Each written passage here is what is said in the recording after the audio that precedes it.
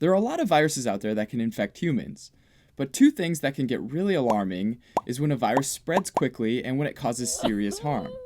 Zika virus has the potential to do both of these things, which is why it's gotten a lot of attention. Given this, it makes sense to understand a bit about Zika virus and the disease it causes. Zika virus is an arbovirus, meaning it's transmitted via certain arthropods, specifically mosquitoes, so it's a mosquito-borne virus.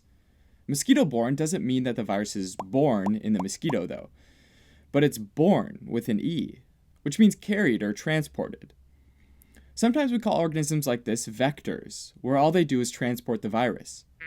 So with the Zika virus, just like other mosquito-borne viruses like dengue fever, yellow fever, Japanese encephalitis, and West Nile virus, the mosquito acts as a vector that transmits the virus from one person to the next.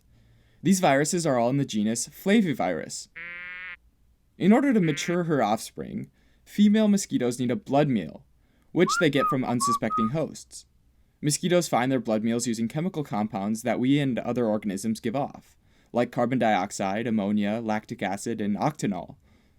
So when a mosquito that also happens to be carrying the virus finds her meal and digs in, the virus infects the human host and starts to multiply or reproduce within the human.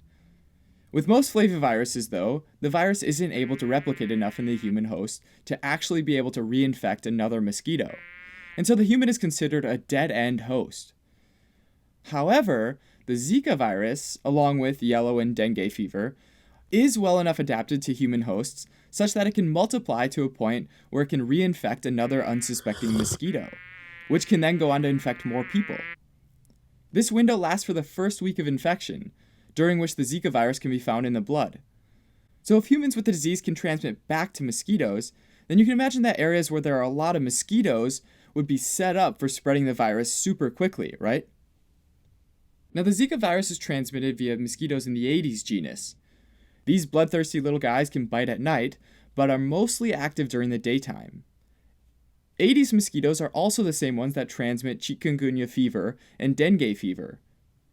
When Aedes aegypti, or Aedes albopictus, both species of the Aedes mosquito, lands on your skin and sticks in its long nose, or proboscis, it pierces the epidermis, which is the topmost layer, composed almost entirely of keratinocytes. Keratinocytes basically serve to protect against foreign pathogens, and it's typically pretty good at that. That proboscis, though, keeps going into the dermis, since the epidermis just gets oxygen from the air and doesn't have its own blood supply, whereas the dermis does. And this is what our mosquito's after, right? The blood meal. Since the proboscis goes through both the epidermal and the dermal layers, the cells in those layers are susceptible to infection by the Zika virus. So in addition to keratinocytes, fibroblasts and dendritic cells have also been found to be permissive to Zika virus, meaning they have some sort of receptor or attachment site that basically says, "Here you go, man, come on in." Now we still don't know everything about the Zika virus infection, but we do know that when it enters the cell, it injects a single-stranded positive RNA strand. Positive means that this piece of RNA is a lot like our own mRNA. It's basically ready to rock and get translated into proteins. The virus's genome is translated by our own cellular machinery into more viruses. Eventually, those cells-turned virus-making factories die, which actually ends up releasing more viruses to infect more cells. As bleak as all that sounds, our immune system's actually pretty good at fighting off Zika virus, and only 1 in 5 get sick from infection, and often the others won't even notice that they've been infected.